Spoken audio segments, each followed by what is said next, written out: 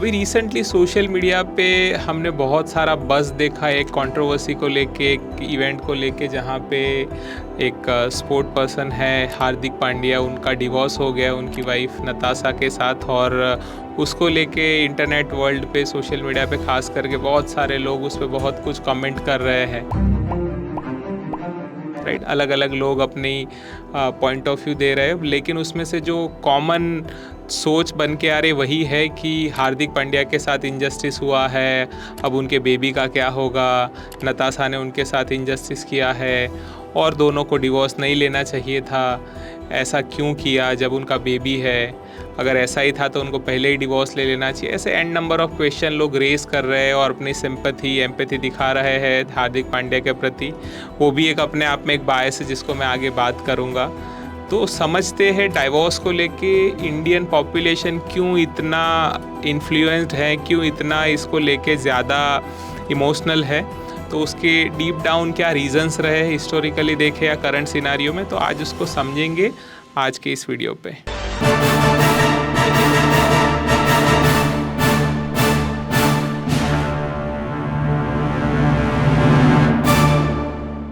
तो जैसे मैंने आपको बताया हार्दिक और नताशा के डिवोर्स के ऊपर, तो मैं कुछ सोशल मीडिया पे स्क्रॉल कर रहा था, तो मैंने देखा लोगों के कमेंट सेक्शन में जाके कि लोग इतना ज़्यादा अपने आप को इमोट कर रहे हैं। बहुत सारे लोग ये भी लिख रहे हैं जो शायद हार्दिक पांड्या को दूर दूर तक जानते नहीं, हार्दिक भाई चिंता मत करना, हम आपके साथ हैं, आपके साथ गलत हुआ है, पहले तो आप इतना कंसर्न क्यों दिखा रहे हैं।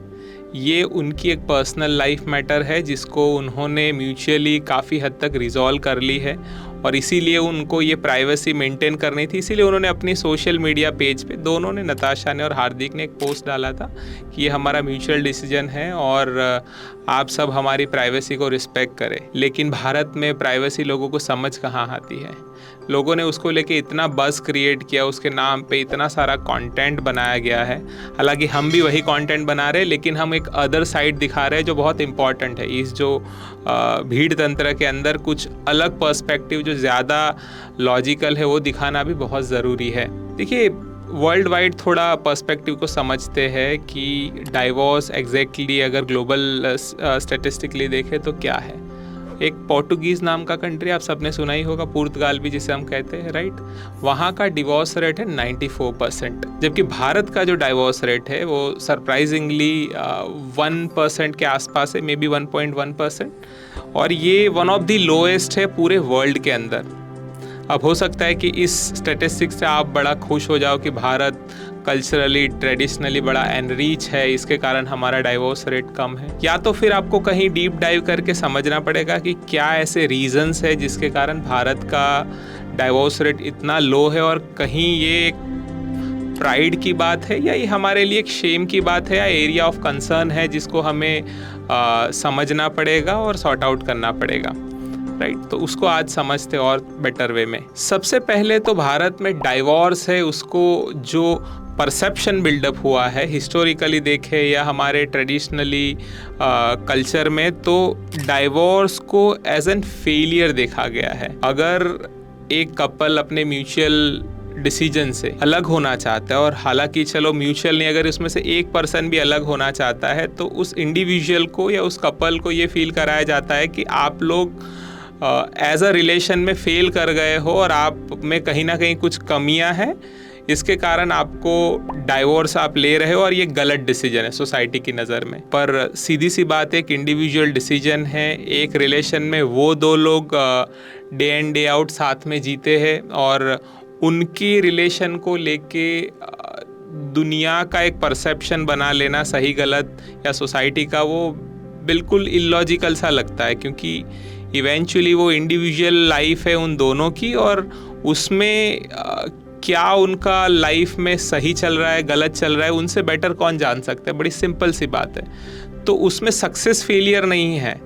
अगर दो लोग एक साथ एक रिलेशन में हैं, of course they want to be happy together, enjoy their life on their own space together, but अगर कहीं भी वॉट एवर रीज़न वो नहीं बन पाता है और अगर वो डिसाइड करते तो फेलियर कहाँ है। ये तो चॉइस की बात है। और अगर इंसान साथ होने के लिए एक चॉइस कर रहा है, सिमिलर वे में वो अलग होने की भी अपनी एक चॉइस होती है। सेकंड, भारत में डाइवोर्स एक लॉन्ग टर्म कमिटमेंट है। हमारे यहाँ तो आई थिंक अगर पोएटिक वे में कहे तो उसको ये भी कहा जाता है कि ये 7 जन्मों का बंधन है and all that stuff, right. तो कमिटमेंट हालांकि आप दे सकते हो रिलेशन को शुरू करते वक्त, लेकिन जैसे हर एक एग्रीमेंट के अंदर, हर एक अंडरस्टैंडिंग के बीच में कुछ क्लॉजेज होते हैं, कुछ टर्म्स होते हैं कि if not this then what, अगर ये नहीं हुआ तो हम क्या करेंगे, क्योंकि कोई भी चीज़ ऑन दिस प्लैनेट परमानेंट नहीं है। लाइफ के सिनारियो, सर्कमस्टेंसेस चेंज होते रहते हैं। हो सकता है आज आपकी जो सोच है, आपके जो पर्सपेक्टिव है, पॉइंट ऑफ व्यूज़ है, वो 2-3 साल बाद चेंज हो जाए, राइट। साइकोलॉजिकल इमोशनल चेंजेस बहुत आते हैं हम ह्यूमन बींग्स में। तो आज जो आप कमिट कर रहे हो वो आपके प्रेजेंट सिनारियो के बेसिस पे है। फ्यूचर में क्या वही कमिटमेंट पे आपको रिलाई करना चाहिए, वो क्वेश्चनेबल है। सो इसलिए किसी भी रिलेशन को मैं मानता हूँ, अगर हम लाइफ टाइम कमिटमेंट कंसिडर करते हैं तो उसमें कुछ क्लॉजेज होने चाहिए। Life time commitment on the basis of mutual happiness होना चाहिए, म्यूचुअल एग्रीमेंट होना चाहिए, जो भी प्लस और माइनसेस है। बट इन बिटवीन अगर कुछ फिर भी चीज़ें सॉर्ट आउट नहीं हो रही है, या चीज़ें जो एक हेल्दी वे में अगर नहीं जा रही है, तो उसमें कुछ एग्जिट क्लॉज भी होने चाहिए और बड़े फेयरली होने चाहिए। अगर किसी भी चीज़ को आप यही सोच के चलोगे कि इसको एनी हाउ हमें रन करना है, तो वो आफ्टर अ पीरियड अगर नहीं चल रही है तो उसमें फिर टॉक्सिसिटी आ सकती है। और इसीलिए हम देखते हैं कि हमारे यहाँ मैरिज के अंदर डोमेस्टिक वायलेंस या मैरिज ब्रूटैलिटी, मैरिटल रेप और मैरिज को लेके कई सारे क्रिमिनल चीज़ें होती है, इलीगल स्टफ़ होते हैं, राइट। तो ये सब कुछ इसीलिए आ रहा है क्योंकि हमने इस रिलेशन को उतना रिस्ट्रिक्ट कर दिया है, उसके क्लॉजेस इतने टाइट रख दिए सोसाइटी ने कि उसमें से आपको किसी भी तरीके का एग्जिट नहीं है फेयर वे में, not even the emergency exit. So third, अगर हम रिलीजन को देखें तो वो भी कहीं ना कहीं डाइवोर्स को लेके काफ़ी रिस्ट्रिक्टिव ही दिखता है, क्योंकि हम पुराने अगर टेक्स्ट पे जाए, जैसे मनुस्मृति है, उसमें चैप्टर 9 में मेंशन है कि विवाह एक लॉन्ग टर्म कमिटमेंट है। सिमिलरली अगर ऋग्वेदा में बुक 10 में अगर हम देखें तो एक विवाह स्त्रोत है जहाँ पे कहा जाता है कि एक आदर्श पत्नी वही है जो मैरिज को एक पवित्र रिश्ते की तरह ले और उसको हमेशा के लिए देखे, फॉर अ लॉन्ग टर्म। तो जब ऐसी बातें रिलीजन के थ्रू आती है तब भी लोग, डाइवोर्स की बात आती है तो काफ़ी बार एक ब्रेन के लेवल पे ही, माइंड में ही वो सोचते लगते कि मैं कुछ गलत कर रहा हूँ, which is something not sacred, right. कुछ अनहोली सी चीज़ हम कर रहे हैं, तो एक गलत भाव प्रकट होता है और उसके कारण भी डाइवोर्स पे इम्पैक्ट आता है। तो रिलीजियस रीज़न काफ़ी हद तक असर करते हैं लोगों की, क्योंकि सोसाइटी ने ये चीज़ों को कन्विंस कर दिया है कि अगर आप डाइवोर्स ले रहे हो तो कहीं ना कहीं वो अगेंस्ट द रिलीजन भी है, राइट। तो ये भी एक रीज़न है लो डाइवोर्स रेट का। फोर्थ बात करें तो भारत का जो फैमिली स्ट्रक्चर है वहाँ पे मैरिज को लेके बहुत ज़्यादा एम्फसाइज़ किया जाता है। मतलब एक इंसान की लाइफ में अगर बहुत बड़ा कोई पड़ाव हो सकता है आइडियली वो तो एक करियर होना चाहिए, या कोई माइलस्टोन है, कोई अचीवमेंट है जिन्होंने अपने बलबूते पे किया हो। लेकिन हमारे यहाँ मैरिज को एक बहुत बड़ा पड़ाव माना जाता है और एक अपने आप में लोगों के लिए अचीवमेंट है आज के सिनारियो में देखें तो ये भी लगता है कि फैमिली हमेशा चाहती है कि आप मैरिज के अंदर बने रहो, क्योंकि हमारे यहाँ उसको एक सोशली काफ़ी इंटैक्ट रखा जाता है, क्योंकि रिलेशनशिप उस हिसाब से बन जाते हैं between both the parties, right. क्योंकि हमारे यहाँ इसको इंडिविजुअली नहीं देखा जाता है, अगेन कंपेयर टू वेस्ट हमारे यहाँ ये 2 फैमिलीज़ का रिलेशन होता है, तो अगेन सोशली काफ़ी इंटैक्ट है और हमेशा फैमिली चाहती है कि आप मैरिज के अंदर बने रहे। और ये भी लगता है कि अगर आप कहीं ना कहीं मैरिज में से अलग हो रहे तो जो फैमिली है वो टूट जा रहा है, एक फैमिली इंटीग्रिटी की जो बात है वो आ जाती है। उनको लग रहा है कि अब अगर मैरिज से निकलना मतलब फैमिली को तोड़ना होता है। इनफैक्ट ऐसा है नहीं, क्योंकि आप जिसके साथ बाय बर्थ पैदा हुए, आपके जो ब्लड रिलेशन में ब्रदर है या सिस्टर है, ये जो है वो आपके कोई आपने सिलेक्ट नहीं किया है, ये आपके ऑटोमेटिकली कहे या बायोलॉजिकली कहे तो ये आपके रिलेशनशिप आपको गॉड गिफ्टेड मिले हुए हैं। पॉइंट है कि आपने एक पार्टनर को चूज़ किया है in terms of your spouse, अगर वहाँ पे वॉट एवर एक्स रीज़न अगर आपके बीच में वो कंपैटिबिलिटी नहीं है तो इंडिविजुअली राइट होना चाहिए कि वो अलग हो सके। उसमें उसको फैमिली ब्रेकडाउन हो जाता है, फैमिली इंटीग्रिटी ख़राब हो रही है, ये सब नॉर्म्स लाना काफ़ी हद तक इरेशनल ही लगता है। अब बात करते हैं इकोनॉमिकल फैक्टर पे कि क्यों हमारे यहाँ पे डाइवोर्स रेट इतना कम है। सबसे बड़ी चीज़ भारत के अंदर अगर ख़ास तौर पे महिलाओं की करें, और जो मैं मानता हूँ पर्सनली सबसे बड़ा रीज़न है, वो है लैक ऑफ फाइनेंशियल इंडिपेंडेंस। हमारे यहाँ पे अगर आप स्टैटिस्टिकली देखोगे तो जो लेबर पार्टिसिपेशन है अराउंड 20% है। तो अगर भारत में हम आज के दिन में देखते हैं अराउंड 68 करोड़ फीमेल्स है, वुमेन है, राइट। उसमें से जो लेबर पार्टिसिपेशन है जिसको हम 15 एज एंड अबाव कहते हैं, वो around 50% of the total population है, जो अराउंड 34 करोड़ के आसपास होता है। उसका 20% दैट मीन्स के अराउंड 6.5 से 7 करोड़ महिला ही है सिर्फ और सिर्फ, जो भारत में कहीं ना कहीं लेबर पार्टिसिपेशन है, वो कुछ भी फिनेंशियल एक्टिविटी कर रही है जहाँ से वो कुछ कमा पा रही है अपने लिए या अपने फैमिली के लिए। और ये भी जो मैंने फिगर आपको बताया उसको अगर और डीपली इवैल्यूएट करोगे तो समझ में आएगा, जो भारत की 6.5 to 7 करोड़ महिलाएं जो ऑक्यूपाइड है किसी ना किसी वर्क के साथ, कोई भी लेबरिंग एक्टिविटी में, उसमें भी मेजोरिटी अराउंड 50 to 55% है वो एग्रीकल्चर बेस्ड जो एक्टिविटीज़ है उसी में एम्प्लॉयड है। और बाकी के अराउंड 35-40% है वो जो हाउस होल्ड एक्टिविटीज़ होती है, फॉर इंस्टेंस की मेड का जॉब है, डोमेस्टिक वर्क जिसे हम कहते हैं, या फिर टेक्सटाइल, या जो छोटे मोटे स्ट्रीट वेंडर जॉब्स है, या कंस्ट्रक्शन साइट पे जो वर्क करते, वही सब कामों में है। सो ये सभी चीज़ों को हम इनफॉर्मल सेक्टर के जॉब्स कहते हैं, और यहाँ पे ज़्यादातर लोग आफ्टर एग्रीकल्चर देखें तो एम्प्लॉयड है। मोरओवर जो फॉर्मल जॉब्स है जहाँ पे in terms of security of jobs high होती है, वो बहुत कम है। इंडिया में हार्डली कहा जाता है 4% से आसपास ही महिलाएं हैं जो कहीं ना कहीं फॉर्मल सेक्टर से बिलोंग करती है।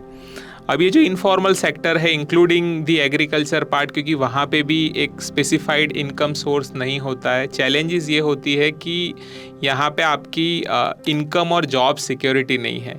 बहुत सारे वेरिएबल फैक्टर्स अफेक्ट करते हैं आपकी एक स्टेबल इनकम के ऊपर।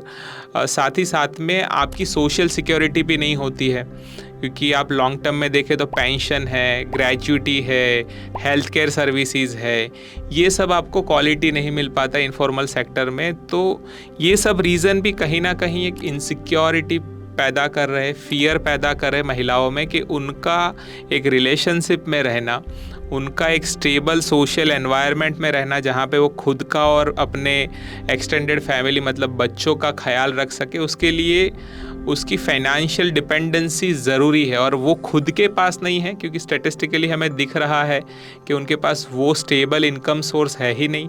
तो कहीं ना कहीं एक बहुत बड़ा रीज़न बन जाता है कि वो एक गलत रिलेशन में भी अपने आप को कंटिन्यू कर रहे हैं, क्योंकि उनको पता है कि जो इकोनॉमिक फैक्टर है वो बहुत बड़ा रोल प्ले करेगा उनकी लाइफ सफरिंग में। इस कारण भी हमारे यहाँ डाइवोर्स नहीं हो रहे, क्योंकि आप भी फीमेल के पास अपनी इनकम, अपना सोर्स ऑफ अर्निंग अवेलेबल नहीं है। दूसरा भी एक भारत के जो सोशियो इकोनॉमिकल कंडीशन है, अगर हम पर कैपिटा के बेस पे देखें तो आज भी भारत एक गरीब कंट्री के अंदर ही कंसीडर होता है। सो अगर जब हम डाइवोर्स से सेपरेशन की बात करते हैं तो देखा जाता है कि हम वेस्टर्न में देखें तो वहाँ पे हस्बैंड वाइफ अलग अलग रहते हैं आफ्टर सेपरेशन, और बच्चे की को पेरेंटिंग होती है। बट इस सब के लिए उसमें इकोनॉमिकल फैक्टर भी बहुत बड़ा रोल प्ले करता है। भारत में जहाँ एक घर भी लोगों को बड़ी मेहनत मशक्क़त से मिल सकता है, और वहाँ पे हस्बैंड वाइफ दोनों का एक अलग घर हो और दोनों उस बच्चे को वहाँ मैनेज करें, वो फैसिलिटी, वो कंफर्ट, वो ईज़ भारत में है नहीं। एज ऑफ नाउ हमारी जो इकोनॉमिकल कंडीशन है वो उसे अलाउ नहीं करती है। इसीलिए बहुत बार स्पाउस सोचते हैं कि अगर हम अलग हो जाएंगे तो रहेंगे कहाँ, राइट। तो एक बड़ा रीज़न बन जाता है, क्योंकि वहाँ फिर अलग रहने के लिए आपको अकोमोडेशन भी चाहिए, साथ में आपके जो लिविंग कॉस्ट है वो भी अलग अलग हो जाती है। तो ये सब रीज़न भी माना जाता है कि भारत की जो इकोनॉमिकल कंडीशन है वो भी एक रीज़न है कि डाइवोर्स रेट यहाँ पे कम है। अब बात करते हैं कुछ लीगल रीज़न पे कि भारत में डाइवोर्स रेट इतना कम है, उसमें लीगल चीज़ों का भी बहुत बड़ा रोल प्ले है। जैसे कि एक तो भारत का जो लीगल प्रोसीजर सिस्टम है, वहाँ पे ऐसा कहा जाता है कि एवरेज 5 से 6 साल लग जाते हैं अगर किसी को डाइवोर्स लेना है तो, राइट। तो इंसान ये भी सोचता है कि क्यों मैं इतने सारे एफर्ट लगाऊं और आज जो प्रॉब्लम है उसका सॉल्यूशन मुझे 6 साल बाद मिलने वाला है, तो मैं फिर वो सॉल्यूशन के पीछे क्यों भागूं अभी से, राइट। क्योंकि वहाँ पे कोई क्लियर क्लैरिटी नहीं है कि क्या होगा। सेकंड, लोगों की अनअवेयरनेस भी ज़्यादा है, लोग लीगल प्रोसेस के बारे में इतना जानते नहीं हैं। ख़ास तौर पे अगर महिलाओं की बात करेंगे तो महिलाओं को क्योंकि उनका एजुकेशन हिस्टोरिकली और करंट सिनारियो में देखें तो बहुत कम है कंपेयर टू मैन, तो ये देखा जाता है कि उनको ये सब चीज़ें बिल्कुल आइडिया नहीं है कि अगर उनके साथ कुछ गलत हो रहा है या वो एक रिलेशन से अलग होना चाहते हैं तो उसके लिए क्या रेमेडीज़ होती है लीगली, वो जिसको फॉलो करे। सेकेंडली, उसके लिए कॉस्ट भी बहुत बड़ा आता है। आज के दिन में लीगल कॉस्ट ज़्यादा है, तो महिलाओं के पास या उनके फैमिली अगर उसको अफोर्ड नहीं कर सकती तो वो भी एक रीज़न बन जाता है कि वो लोग ऐसी लीगल प्रोसीडिंग को अवॉइड करते हैं और उसको कोशिश करते हैं कि सोशली ही वो चीज़ को कहीं ना कहीं एक सॉर्ट आउट किया जाए। अगर हम ट्रेडिशनल चीज़ों की बात करें तो एक हमारे यहाँ पे स्ट्रॉन्ग जेंडर रोल्स है कि भारत का पुरुष है तो ये यही चीज़ें करेगा और भारत की महिलाएं हैं तो उसे यही चीज़ें करनी पड़ेगी। ये जो जेंडर रोल्स है ना, वो कहीं ना कहीं बहुत सारे एक्स्ट्रा राइट्स है वो जो पुरुषों को जाते हैं और महिलाएं अपने डिसीजन के लिए नहीं है। इनफैक्ट मैं अगर इसको और अच्छे से आपको बताऊं तो पुरुषों के पास भी जब डिवोर्स जैसी कंडीशन की बात आती है तो अपने आप इतने सारे राइट्स नहीं होते हैं। कहीं ना कहीं वो फैमिली परमिशन और साथ ही साथ में जो सोसाइटी का एक फियर होता है इक्वली देखा जाता है।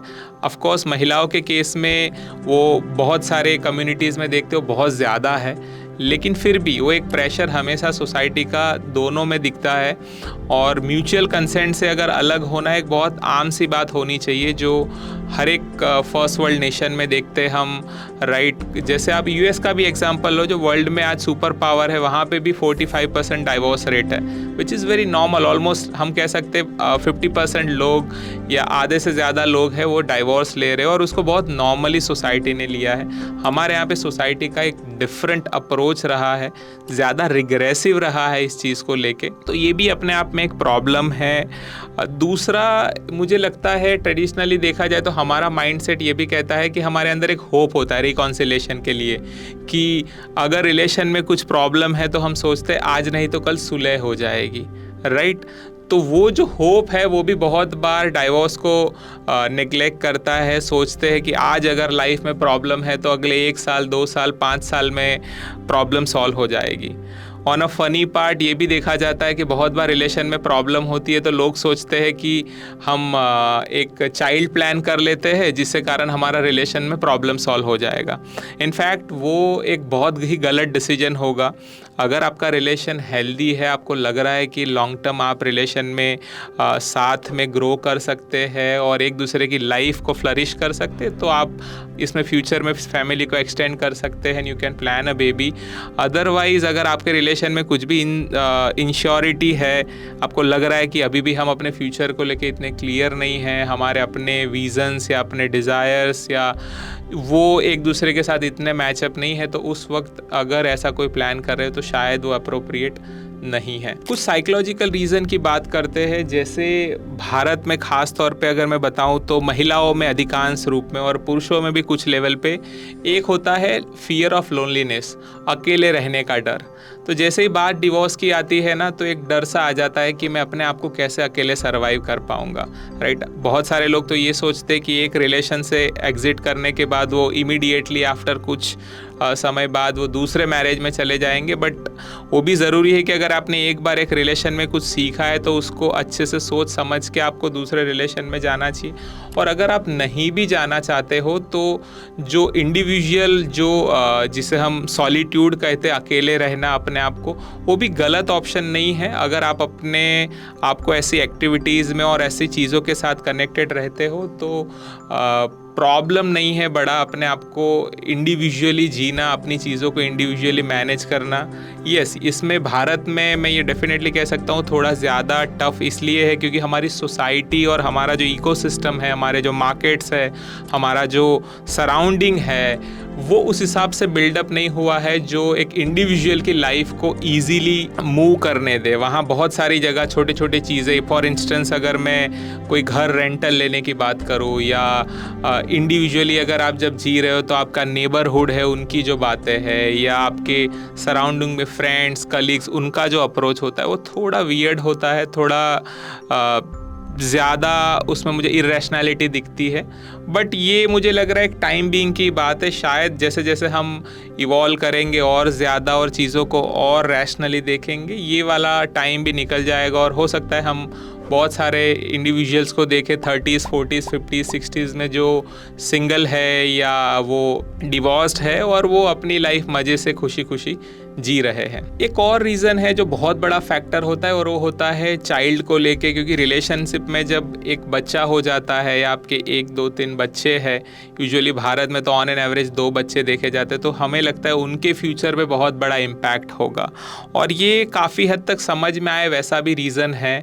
और मेरी समझ से अगर मेरे ओपिनियन में कहूँ तो अगर आप कहीं ना कहीं रिलेशन में अनश्योर हो या कंफ्यूज्ड हो तो फ़िलहाल के लिए आपको चाइल्ड प्लानिंग नहीं करनी चाहिए। बट फिर भी बहुत हद तक ये भी होता है कि आप कितना भी श्योर हो, बहुत बार जो चीज़ें हैं वो पोस्ट चाइल्ड आपकी बहुत चेंज होती है रिलेशन में, राइट।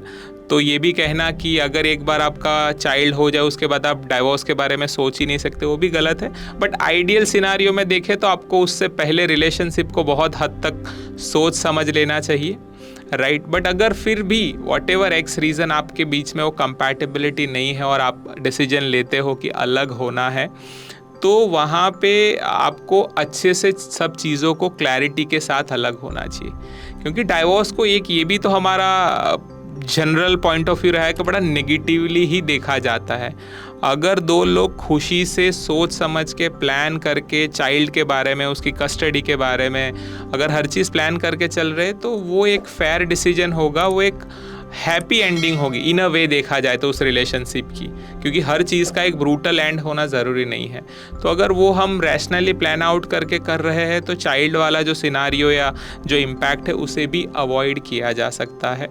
बट ऑफ कोर्स आपको अगर चाइल्ड है तो थोड़ी चीज़ों को और बेटर वे में डिस्कस करके लीगली और उसकी जो सोशल साइड है वो समझ के करना है। क्योंकि ऐसा भी कहा जाता है कि बच्चे पे एक साइकोलॉजिकल इम्पैक्ट आता है, तो वो आप उसको अच्छे से समझा के उसकी प्रॉपर थोड़ी पेरेंटिंग करके वो चीज़ों को भी अच्छे से समझा सकते हो। आने वाले टाइम में शायद जैसे जैसे ये सब चीज़ें इवॉल्व करेगी या इसका रेशियो बढ़ेगा तो नेक्स्ट जनरेशन उसको बेटर वे में हैंडल कर पाएगी, अगर इन कंपेयर टू जो हमने पास्ट में या करंट सिनारियो में देख रहे हैं। ऑल इन ऑल अगर देखें तो डाइवोर्स अपने आप में एक थोड़ा कॉम्प्लेक्स सब्जेक्ट है इंडिया के केस में देखा जाए, क्योंकि हमारे यहाँ पे सोसाइटी अभी उस लेवल पे इवॉल्व नहीं करी है और साथ ही साथ में जो हमारे लीगल लॉ सिस्टम है वो तो काफ़ी प्रोफाउंड लगते हैं, लेकिन उसका जो इम्प्लीकेशन है कोर्ट के लेवल पे वहाँ बहुत सारे डिलेज हमें दिखा जाता है। और इवन डाइवोर्स के बाद जो एलिमनी जिसके लिए राइटफुल होती है महिला, उसमें भी बहुत डिले देखा जाता है। तो ये सब चीज़ें हैं छोटी छोटी जो एक इकोसिस्टम का पार्ट है, और ये सब को देखने के बाद मुझे लग रहा है जो डाइवोर्स का ओवरऑल रेशियो है वो काफ़ी कम है। और ये कहीं से भी मेरे ओपिनियन में कोई भारत के लिए प्राइड की बात नहीं है। इनफैक्ट हमने देखा है एक ट्रेंड कि जहाँ जहाँ एजुकेशन बढ़ा है, जहाँ जहाँ वुमेन का लेबर पार्टिसिपेशन बढ़ा है, जहाँ जहाँ वुमेन का हेल्थ केयर बेटर हुआ है, जहाँ जहाँ वुमेन की सोशल जो सिचुएशन है वो अपग्रेड हुई है, वहाँ डाइवोर्स रेट बढ़ा हुआ है। हम कोई भी आप फर्स्ट वर्ल्ड नेशन ले लीजिए या यूरोप की जो भी फर्स्ट वर्ल्ड कंट्रीज़ हम देखते हैं, इंक्लूडिंग द स्कैंडिनेवियन कंट्रीज़ जिसमें हम नॉर्वे, स्वीडन, नेदरलैंड को देखते हैं, ये सब जगह पे जो डाइवोर्स रेट है वो काफ़ी हाई है। अब हम इसको इस तरीके से भी डिफेंड करेंगे कि हमारा कल्चर उन लोगों से बेटर है, अच्छा है। अब आप उसको बाय ऑल मीन्स देखेंगे रैशनल वे में तो भारत में हो सकता है हम कल्चरली रीच हो, बट वो हमारे जो प्रैक्टिसेस, हमारे फेस्टिवल्स है, हमारे जो कुछ रिचुअल्स है वो हमें एनरीच करते हैं। बट उसकी ही आड़ में अगर हमने कुछ गलत चीज़ों को भी साथ में जोड़ के रखा है, जैसे कि पुराने टाइम में देखें तो सती प्रथा होती थी या बहुत तरीके से फीमेल को रिस्ट्रिक्ट किया गया था। अगर भारत के केस में देखें तो जो हिंदू कोड बिल है, जिसके बाद बहुत सारे रिफॉर्म हुए महिलाओं की लाइफ में, स्पेशली उनके वर्क करने के राइट्स एंड ऑल राइट, तो वो सब चीज़ें बहुत बड़ा रोल प्ले किया है। और उसी से ग्रेजुअली आज के इस इंटरनेट वर्ल्ड में महिलाएं अपनी आवाज़ को बुलंद भी कर रही है, समझ भी रही है अपने राइट्स को, अपने लीगल राइट को, सोशल राइट को। और वो अगर समझती है कि मुझे इस रिलेशन में वो वैल्यू नहीं मिल रहा है, सिमिलर मैं मेल के साइड से भी कहूँगा, because I don't want to sound which is very pro woman, but अगर मेल के केस में भी अगर इफ़ ही फील्स के मैं इस रिलेशन में खुद को इन्वॉल्व नहीं समझता, खुद को वो फील नहीं कर पाता हूँ जहाँ से जो एक रिलेशन से मुझे मिलना चाहिए, तो उनका भी एक राइटफुलनेस है कि वो उस रिलेशन में सेपरेट हो सकते हैं। भारत में सिंगल कंसेंट डाइवोर्स तो होते नहीं हैं, बट ये हम समझ सकते कि आइडियल सिनारियो में अगर दोनों में से एक पर्सन भी एब्सोल्युटली इंटरेस्टेड नहीं है अगर डाइवोर्स को लेके, तो मैं मानता हूँ उनको हक बनना चाहिए आफ्टर अ पॉइंट कि उस रिलेशन में से सेपरेट हो पाए। बट उसके जो भी लीगल रेमेडीज़ है और उसका जो एक प्रॉपर प्लान आउट होना चाहिए, उसके बाद वो डिसीजन हो तो काफ़ी हद तक बेहतर है। सो जैसे हमने वीडियो की शुरुआत में बात करी थी हार्दिक और नताशा को लेके, मैं ये मानता हूँ ये जो इतना बज़ जो नेगेटिवली क्रिएट हो रहा है ना, वो कहीं ना कहीं हमारी वो नैरो माइंडनेस दिखा रहा है, वो कहीं ना कहीं हमारी रिग्रेसिवनेस दिखा रहा है। वो दिखा रहा है कि हमारे हाथ में एक इम्पोर्टेड एक महंगा मोबाइल फ़ोन तो है, लेकिन आज भी हमारी सोच वो अभी भी सस्ती है। Sorry to use this word, but then हम नहीं समझ पा रहे कि दो इंडिविजुअल या एक कपल को कैसे उसकी प्राइवेसी मेंटेन किया जाए, वो उनकी पर्सनल डिसीजन है, उसको कैसे रिस्पेक्ट किया जाए। क्यों हम हमारे एंड से अपने पॉइंट ऑफ व्यूज़ को लेके इतने एग्रेसिव हो जाते हैं और हम जज करने लगते हैं उनकी लाइफ में क्या सही है क्या गलत है। इनफैक्ट उसमें भी आप देखोगे तो लोगों के ज़्यादातर सेंटीमेंट हार्दिक के साइड पे दिख रहे हैं, वो क्लियरली है। आप इंटरनेट पे जाके कमेंट या जो भी आर्टिकल्स है वो देख सकते हैं। किसी को हमेशा क्यों एक वुमन को ही ब्लेम किया जाता है अगर एक रिलेशनशिप फेल कर जाता है, तो ये भी एक भारत की नैरो थिंकिंग देखी जाती है। क्योंकि हमारे यहाँ पे जैसे मैंने वीडियो के बीच में बताया ना, महिलाओं को सबमिसिव माना गया, एक सेकेंडरी समझा गया, और उसके पीछे हमारे रिलीजियस और हिस्टोरिकल काफ़ी रीज़न रहे। But now we are in 21st century, जहाँ पे भारत के लिए बड़ी प्राइड की बात है। अगर आप एंटरप्रेन्योरशिप के क्षेत्र में देखें, आप साइंस के क्षेत्र में देखें, या आप किसी भी फील्ड में देखें, महिलाओं ने बहुत ज़्यादा प्रगति की है, राइट। वो आज हमारे लिए एक इंस्पिरेशन का सोर्स है। और उसी भारत में जहाँ एक साइड महिलाएं अपने आप को फ्लरिश कर रही है और आउटस्टैंडिंग परफॉर्म कर रही है, उसी भारत में हम देखते हैं कि एक महिला अपनी बेसिक राइट कि उसकी जो एक फ्रीडम ऑफ एक्सप्रेशन या चॉइस है कि वो एक रिलेशन में रहना है नहीं रहना, वो भी अगर नहीं ले पाती, तो आज भी इस डेवलपिंग या इस डेवलप भारत के लिए एक शेम की बात है। तो इसको सोचना है, स्पेशली इंडियन मैन को मैं कहूँगा कि आप एक रिलेशनशिप को रैशनली देखिए, उसके प्रॉज एंड कॉन्स को समझिए। हो सकता है किसी पर्टिकुलर डिवोर्स के अंदर किसी के साथ इनजस्टिस हुआ हो, बट उसके लिए बहुत सारी लीगल रेमेडीज़ होती है। अगर इनजस्टिस हुआ है तो वो कोर्ट में केस फाइल कर सकते हैं, वो अपने फैमिली या सोसाइटी में उसके बारे में कंप्लेन कर सकते हैं। लेकिन हम और आप कौन है जो इंटरनेट पे बैठ के उसको यहाँ पे सीधा कोर्ट रूम ट्रायल शुरू कर दे और जजमेंट देना शुरू कर दे। ये गलत अप्रोच है। So what ever it is, divorce अपने आप में एक गलत चीज़ नहीं है। अगर दो लोग इंडिविजुअली अपनी मर्जी से एक डिसीजन लेना चाहते हैं, that should be respected by each one of including our society. तो डाइवोर्स वो नताशा या हार्दिक का हो या इन फ्यूचर कोई भी और सेलिब्रिटी, या फॉर इंस्टेंस हम नॉर्मल लेवल पे आपके गांव या छोटे शहरों में भी अगर ये इंसिडेंट हो रहा है, तो don't see it as a negative thing. क्योंकि ऐसा भी माना जाता है कि डिवोर्स के बाद जो साइकोलॉजिकल इम्पैक्ट है वो बहुत ज़्यादा इंडिविजुअल को आता है, क्योंकि सोसाइटी उनको अलग तरीके से देखने लगती है, right. So all in all I wish कि आप लोग इस चीज़ को थोड़ा हेल्दी और थोड़ा प्रोग्रेसिव वे में देखिए और इंडिविजुअल प्राइवेसी को रिस्पेक्ट करिए, और डाइवोर्स को थोड़ा ब्रॉड माइंड होके ऐसे पर्सपेक्टिव से देखिए कि ये एक कपल के लिए या एक इंडिविजुअल लाइफ के लिए एक हेल्दी सिचुएशन भी हो सकती है। Thank you so much.